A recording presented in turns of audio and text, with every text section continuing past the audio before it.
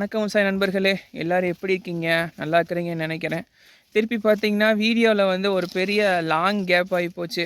நான் கொஞ்சம் திருப்பி திருப்பி வந்து நிறையா ஒர்க்கு, கொஞ்சம் பர்சனல் ஒர்க்கு, அதனால் அதெல்லாம் பார்த்துக்கிட்டு வீடியோ வந்து கண்டினியூஸாக ஷூட் பண்ண முடியல. நான் போன தடவையே சொல்லியிருந்தேன், கண்டிப்பாக வந்து கண்டினியூஸாக வீடியோ போட்டுறேன் அப்படின்ட்டு. பட் ஆனால் திருப்பி வந்து ஒரு லாங் கேப் ஆகி போச்சு. இனிமேல் கண்டிப்பாக வீடியோ வந்து ரெகுலராக அப்டேட் கொடுத்துட்றேன். ஸோ இன்றைக்கி வீடியோவில் நம்ம என்ன பார்க்க போகிறோம்னு பார்த்தீங்கன்னா, மக்காச்சோளம் வந்து ஓரளவுக்கு நமக்கு அடுத்து ஹார்வெஸ்டிங் கண்டிஷனுக்கு வந்துருச்சு. இன்னொரு 20 to 25 டேஸில் ஹார்வெஸ்ட் பண்ணிடலாம். அதே மாதிரி பார்த்திங்கன்னா, முருங்காட்டில் வந்து முருங்கை செடியோட க்ரோத் எப்படி இருக்குது, அதே மாதிரி அந்த சொரக்காய், அதுக்கப்புறம் வந்து இன்டர்கிராப்பிங் வந்து கொத்தவரங்காவும் போட்டிருக்கோம். ஸோ அது எப்படி இருக்குது, இன்றைக்கி அது ஃபுல்லாக வந்து பார்ப்போம். இன்றைக்கி வீடியோ எல்லாத்துக்கும் பிடிச்சதுன்னா லைக் பண்ணுங்கள், ஷேர் பண்ணுங்கள், கமெண்ட் பண்ணுங்கள். புதுசாக வரவங்க சப்ஸ்கிரைப் பண்ணிக்கோங்க. வாங்க வீடியோக்குள்ளே போகலாம். இப்போ பார்த்திங்கன்னா வந்து நம்மளுக்கு சொரக்காய் செடி வந்து அடுத்து கொடி ஓட ஆரம்பிச்சிருச்சு. எல்லாமே வந்து ஏன்னா ஒரு சில கொடியெல்லாம் பார்த்திங்கன்னா முருங்காய் இங்கே இருக்கோ சப்போர்ட்டுக்கு தேடி அங்கே வந்து ஓடிட்டுருக்கு. ஸோ இந்த மாதிரி போகிறத வந்து இன்னும் கொஞ்சம் எடுத்து இந்த மாதிரி நடுவில் எம்டியாக இருக்க ஏரியாவில் விட்டுறணும். அதே மாதிரி ஓவராலாக வந்து எல்லாத்துலேயும் ஓரளவுக்கு வந்து கொடி இருக்குது. ஏன்னா நம்ம நட்டு இனிஷியலாக பார்த்திங்கன்னா கொஞ்சம் அங்கிட்டும் இங்கிட்டும் போனதுனால எல்லாம் மயில் வந்து நிறையா கொத்திட்டு போயிடுச்சு செடியை. ஸோ அதனால் ஓரளவுக்கு செடி வந்து 100% எல்லா இது விதையும் நட்டோம், முளைச்சது. பட் ஆனால் இப்போ இருக்கிறது பார்த்திங்கன்னா ஒரு 60% தான் செடி இருக்குது. பட் ஆனால் இருக்கிற செடி வந்து ஓரளவுக்கு நீட்டாக காட்டை கட்டிக்கும். அதனால் வந்து எந்த ப்ராப்ளமும் இல்லை. இருக்கிறதுல வந்து ப்ராப்பராக பார்த்துட்டு எடுத்தோம்னாலே நமக்கு ஓரளவுக்கு நல்ல ஈல்டு பார்த்துடலாம். இன்னும் ஃபுல்லாக இருந்திருந்தால் இன்னும் கொஞ்சம் ஈல்டு வந்து இப்போ இருக்கிறத விட ஒரு 3 மடங்கு 4 மடங்கு சேர்த்து வந்திருக்கும். சொரக்கெல்லாம் பார்த்திங்கன்னா நல்லா ஹெல்த்தியாக இருக்க பிளான்ட் எல்லாம், எந்த ப்ராப்ளமும் இல்லை. ஒரு சில இடத்துலலாம் பார்த்திங்கன்னா எல்லாம் பிஞ்சு விட்டுருச்சு. ஒரு சில இடத்துலலாம் பார்த்திங்கன்னா இப்போ தான் வந்து பூ விட ஆரம்பிச்சிருக்கு. அதே மாதிரி முருங்காயும் ஓரளவுக்கு இடுப்பு மட்டத்துக்கு மேலே இருக்குது. செடியும் வந்து எந்த பிரச்சனையும் இல்லை. முருங்காய்க்கு இடையில பார்த்திங்கன்னா ஒரு மருந்து அடிச்சிருக்கோம். இப்போது புழுவுக்கு வந்து மருந்து அடிச்சிருக்கோம். கூட வந்து ஃபிஷ் ஆயில்னு சொல்லுவாங்க, அதுவுமே வந்து மீன் அமிலம்னு சொல்லுவாங்க, அதுவுமே வந்து அடிச்சிருக்கோம். அதனால் இதெல்லாம் பார்த்திங்கன்னா போட்டதுனால ஓரளவுக்கு வந்து நம்மளுக்கு வந்து எப்படி இருந்ததுன்னா அங்கங்கே ஒரு 10 செடிக்கு ஒரு செடியில் வந்து எல்லாம் பூச்சி இருந்தது. அதை இலையை தட்டினோம்னாலே தெரியும் ஓரளவுக்கு நம்மளுக்கு அந்த கொசுவெல்லாம், சின்ன சின்ன கொசுவெல்லாம் பறக்கும், அதெல்லாம் இருந்தது. பட் ஆனால் இப்போ அந்த ப்ராப்ளம் எதுவும் இல்லை. அந்த மீன் அமிலம் அடித்தது பார்த்திங்கன்னா நம்மளுக்கு ஃபோலியோ ஸ்ப்ரேவாக தான் கொடுத்துருக்கோம். அதனால் ஓரளவுக்கு வந்து நம்மளுக்கு கிராப் எல்லாம் சூப்பராக நல்லா நீட்டாக ஹெல்த்தியாக இருக்குது. இப்போ என்னென்னா இப்போ ஒரு தண்ணி கட்டிடுவாங்க. இப்போ இடையில களை எடுத்திருக்கோம் வாய்க்காலுக்கு. இப்போ ஒரு தண்ணி வந்து அடுத்து கட்டிடுவாங்க. அடுத்து கட்டினதுக்கப்புறம் இப்போ என்ன பண்ண போகிறோம்னு பார்த்திங்கன்னா, நமக்கு நடுவில் தான், சென்டரில் தான் வந்து நமக்கு வந்து எல்லா இடத்துலையும் மடை பைப் போட்டிருக்கோம். நடுவில் தான் வந்து எல்லாம் இருக்குது. ஸோ என்னென்னா நமக்கு இந்த மொத்த காட்டுக்கும் இங்கேருந்து அந்த லாஸ்ட் வரைக்கும் பார்த்திங்கன்னா மொத்தத்துக்கே 3 அவுட்லெட்டில் தான். இப்போ ஏன்னா 50 அடிக்கு ஒரு அவுட்லெட் இருக்குது. ஏன்னா அங்கே பார்த்திங்கன்னா அங்கே ஒரு அவுட்லெட்டு, இங்கே ஒன்று 50 அடிக்கு வந்து ஒரு அவுட்லெட் எடுத்திருக்கோம். பட் ஆனால் மொத்தமாக அந்த காடு லென்த்துக்கு பார்த்திங்கன்னா ஒரு 3 அவுட்லெட்லேருந்து தான் மொத்த காட்டுக்கும் பாயிற மாதிரி வாய்க்கால் வந்து இந்த தடவை எடுத்து கட்டியிருக்கோம். ஸோ அதனால் என்னென்னா 3 அவுட்லெட் இருக்கிற இடத்துல வந்து 3 ட்ரம்மு வச்சுட்டு நம்ம வேப்பம் புண்ணாக்கு இருக்குது பார்த்திங்களா, அதை வந்து வாங்கி கொண்டு வந்து முந்தின நாளே வந்து ஊற வச்சுட்டு அடுத்த நாள் வந்து அப்படியே திறந்து விட்டோம்னா நமக்கு அந்த இடத்துல வந்து ஃப்ளோ இருக்கும். ஸோ இந்த பிளாட்டு பார்த்திங்கன்னா இது வந்து ஸ்பேஸிங் வந்து ஜாஸ்தியாக வச்சு நட்டது. இதில் என்ன ஒரு பிரச்சனை இடையில ஆகிப்போச்சுன்னு பார்த்திங்கன்னா, அதாவது விதை இதுக்கு நிறையா பிடிக்கும்னு நினச்சி விதை வந்து கொஞ்சம் எக்ஸ்ட்ராவாக ஊற வச்சிட்டோம். அதனால் என்ன ஆகி போச்சுன்னா இதில் வந்து விதை கொஞ்சம் நிறையாவே மிச்சமாயிருச்சு. இந்த பிளாட்டில் பின்னாடி நட்டுருக்கிற பிளாட்டில் வந்து விதை கொஞ்சம் நிறையா மிச்சமாயிருச்சு.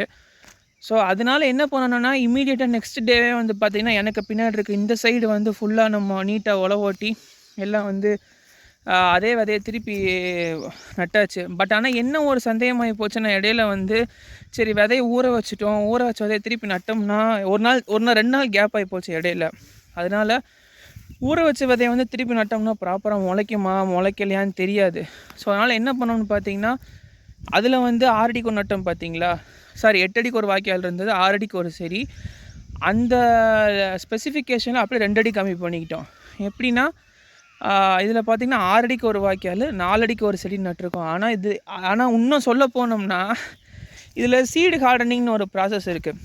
நாங்கள் பண்ணது ஆக்சுவலாக சீடு கார்டனிங் எப்படின்னா, இது வந்து டிஎன்ஐ வெப்சைட்டில் வந்து போட்டிருப்பாங்க. நான் கீழே டிஸ்கிரிப்ஷனில் வந்து நான் லிங்க் அட்டாச் பண்ணுறேன், எல்லோரும் போய் பாருங்கள். அதில் என்ன பண்ணியிருப்பாங்கன்னா, ஒரு கிராப்புக்கும், அதாவது தானிய வகைகளுக்கு, அதே மாதிரி வந்து செடி வகைகளுக்கு, இதுக்கெல்லாம் பார்த்திங்கன்னா ஒரு டைப் ஆஃப் விதைக்கும் ஒரு சீட் கார்டனிங் ப்ராசஸ் தனித்தனியாக கொடுத்துருப்பாங்க. சீட் கார்டனிங்கிறது ஒன்றும் இல்லை, நம்ம விதையை வந்து ஒரு நாள், அதாவது ஃபார் எக்ஸாம்பிள் நம்ம தானிய வகை எடுத்துட்டோம்னா ஒரு தானிய வகைகளுக்கு வந்து இவ்வளோ நேரம் ஊற வைக்கணுங்கிற டைம் இருக்கும். அதை வந்து ஃபுல்லாக ஊற வச்சதுக்கப்புறம் அதை ஊற வச்சுட்டு என்ன பண்ணிடுவாங்கன்னா திருப்பி வந்து காய வச்சிரும். ஸோ அந்த காய வைக்கிறப்ப என்ன ஆகுன்னு பார்த்தீங்கன்னா, இந்த மாதிரி நம்ம ட்ரீட்மெண்ட் பண்ணுறப்போ எக்ஸ்ட்ரீம் ட்ராட் கண்டிஷன்லேயும் வந்து நம்மளுக்கு பிளான்ட் வந்து நீட்டாக வரும். அதனால தான் இந்த சீட் கார்டனிங் ப்ராசஸ் வந்து பண்ணுறது. நாங்கள் ஃபஸ்ட் டைம் இந்த ப்ராசஸ் வந்து பண்ணனால சரி நம்மளுக்கு ப்ராப்பராக வருமா வரலையான்னு தெரியாதனால என்னென்னு பண்ணோன்னு பார்த்தீங்கன்னா, இந்த பக்கம் இருக்குது, எனக்கு பின்னாடி இருக்க பிளாட்டில் வந்து ஸ்பேஸிங் வந்து கம்மியாக வச்சுட்டோம். ஸோ அதனால் எதுவும் முளைக்காமல் போயிருமோன்ட்டு ஸ்பேஸிங் கம்மியாக வச்சு பார்த்தோம். பட் ஆனால் சொல்ல போகணும்னா, நம்ம இதுக்கு முன்னாடி நட்ட பிளாட்டுக்கும் இப்போ இருக்க பிளாட்டுக்கும் பார்த்திங்கன்னா, இப்போ சீடு கார்டனிங் பண்ணி நட்டது வந்து மோஸ்ட்லி, அதாவது 100% விதை எல்லா பக்கம் நீட்டாக போட்டாச்சு. அதில் வந்து ஏகத்துக்கு ஒரு 98% வந்து ப்ராப்பராக சூப்பராக ஹெல்த்தியாக முளைச்சிருக்கு. ஸோ இதுக்குமே பார்த்திங்கன்னா ஜெர்மினேஷன் ரேட்டு, அதுக்கப்புறம் அதே மாதிரி பிளான்ட்டோட ஹெல்த்து முளைச்சி வருது பார்த்திங்களா, அந்த இதுக்குமே வந்து நிறையா டிஃப்ரென்ஸ் இருக்குது. ஸோ அப்போ இது வந்து இப்போ நான் உங்களுக்கு காமிக்கிறேன். இதுதான் பார்த்திங்கன்னா நமக்கு இப்போது சீடு கார்டனிங் பண்ணி நம்ம நட்டது. இதுலேயுமே வந்து என்னென்னு பார்த்தீங்கன்னா சொரக்காய் விதை வந்து கொஞ்சம் மிச்சம் இருந்தது. ஸோ அதனால் இதெல்லாம் வந்து ஓரத்தில் நட்டிருக்கோம். ஓரத்தில் வந்து சொரக்காய் போட்டிருக்கோம். சொரக்காய் வந்து நம்மளுக்கு கொடி ஓடாத மாதிரியே தெரியும், அப்படியே வந்து கொத்தாக தான் நிற்கும். பட் ஆனால் ஓவர் பீரியட் ஆஃப் டைம் நம்மளுக்கு திடீர்னு ஒரு நாள் பார்த்திங்கன்னா கொடி வந்து டக்குன்னு ஓட ஆரம்பிச்சிடும். இதில் என்னென்னா ஒரு 4-5 வாய்க்காலுக்கு வந்து சொரக்காய் நட்டிருக்கோம். இது கூடவே என்ன நட்டிருக்கோம்னு பார்த்திங்கன்னா, உள்ளுக்குள்ளே வந்து இன்டர்கிராப்பிங்காக வந்து கொத்தவரங்காய் போட்டிருந்தோம்.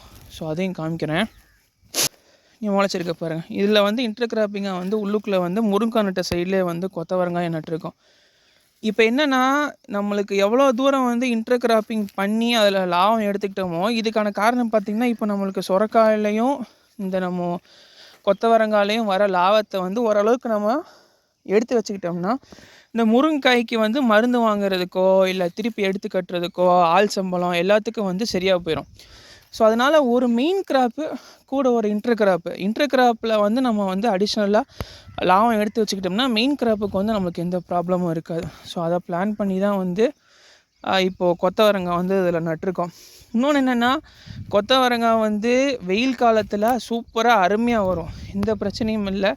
அதே மாதிரி வந்து கொத்தவரங்காய்க்கு வந்து பார்த்திங்கன்னா நம்மளுக்கு மருந்துங்கிறது வந்து ஒரு இனிஷியல் ஸ்டேஜில் அந்த நம்மளுக்கு இது த்ரிப்ஸ்ன்னு சொல்லுவாங்க, நம்மளுக்கு அஸ்வினி பூச்சின்னு சொல்லுவாங்க, அதாவது வெள்ளையாக இருக்கும் பார்த்திங்களா, அதுக்கு மட்டும்தான் மருந்து அடிக்க வேண்டியது வரும். மற்றபடி வந்து கொத்தவரங்காய்க்கு வந்து வெயில்னால் எந்த ஒரு பாதிப்பும் இல்லை. வெயிலுக்கு வந்து நல்லா சூப்பராக வரும் கொத்தவரங்காய். இந்த பிளாட்டு தாங்க, இது ஃபுல்லாக வந்து இப்போ நம்ம சீட் கார்டனிங் பண்ணி நட்டது. சூப்பராக வந்திருக்கு க்ரோத்து, எந்த பிரச்சனையும் இல்லை.